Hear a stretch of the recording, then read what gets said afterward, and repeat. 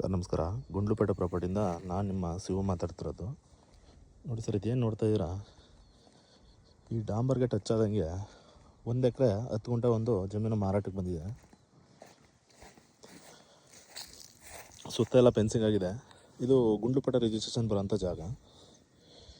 ಇದು ನಿಮಗೆ Gundlupet Mysuru Ooty national ಹೈವೇಯಿಂದ just ಒಂದು 300 ಮೀಟ್ರ್ ಆಗುತ್ತೆ ಸರ್. ಇದು ಈ ಡಾಂಬರ್ಗೆ ಟಚ್ ಆಗಿರೋಂಥ ಜಾಗ. ಇದು ಬಂದು ನಿಮಗೆ ಸ್ಟೇಟ್ ಹೈವೇ ಬರುತ್ತೆ ಸರ್. ಇದು ನಿಮಗೆ ಇದು ಬಸ್ ರೂಟು ಅಂದರೆ, ಬಟ್ ಇದು ನಿಮಗೆ ಚಾಮರಾಜನಗರ ಹೋಗೋಂಥ ಸ್ಟೇಟ್ ಹೈವೇ ಬರುತ್ತೆ. ಇದು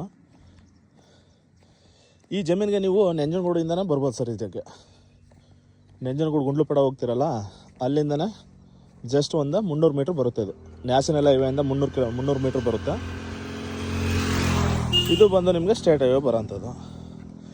ಇದು ಬ್ಯಾಂಗ್ಳೂರಿಗೆ ಒಂದು 190 ಕಿಲೋಮೀಟ್ರ್ ಆಗುತ್ತೆ.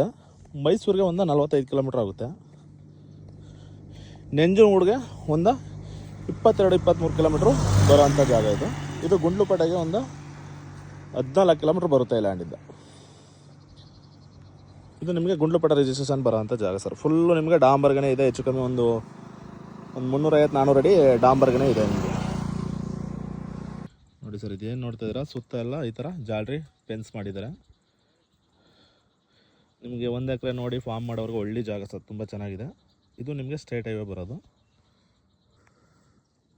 ಜಾಗ ಮಾತ್ರ ಒಳ್ಳೆ ಅದ್ಭುತವಾಗಿದೆ ಸರ್. ನಿಮಗೆ 1 ಎಕರೆ ನೋಡಿ ಫಾರ್ಮ್ ಮಾಡ್ಕೊಳ್ಳೋರಿಗೆ ತುಂಬ ಚೆನ್ನಾಗಿದೆ. ಇದು ನಿಮಗೆ 1 ಎಕರೆ 10 ಗುಂಟೆ ಬರುತ್ತೆ. ಗುಂಡ್ಲುಪೇಟೆ ರಿಜಿಸ್ಟ್ರೇಷನು ಫುಲ್ಲು ಡಾಂಬರ್ಗೆ ನಿಮಗೆ ಹೆಚ್ಚು ಕಮ್ಮಿ ಒಂದು 250 ಅಡಿ 300 ಅಡಿ ರೋಡ್ ಬಿಡ್ತಾ ಇದೆ ನಿಮಗೆ. ಇಲ್ಲೇನು ನೋಡ್ತಾ ಇದೆ ನೋಡಿ, ಫುಲ್ಲು ರೋಡ್ ಬಿಡ್ತಾ ಇದೆ. ಇದು ಸ್ಟೇಟ್ ಹೈವೇ ಟಚ್ಚು. ನ್ಯಾಷನಲ್ ಹೈವೇಗೆ ಜಸ್ಟ್ ಒಂದು ಈ ಲ್ಯಾಂಡಿಂದ ನ್ಯಾಷನಲ್ ಹೈವೇ ಮೈಸೂರು ಮತ್ತು ಗುಂಡ್ಲುಪೇಟೆ ಊಟಿ ನ್ಯಾಷನಲ್ ಹೈವೇಗೆ ಒಂದು 300 ಮೀಟ್ರ್ ಆಗುತ್ತೆ. ಓಕೆ ಸರ್, ಇಂಟ್ರೆಸ್ಟ್ ಇರೋರು ಕಾಲ್ ಮಾಡಿ, ನಂಬರ್ ಹಾಕಿರ್ತೀನಿ.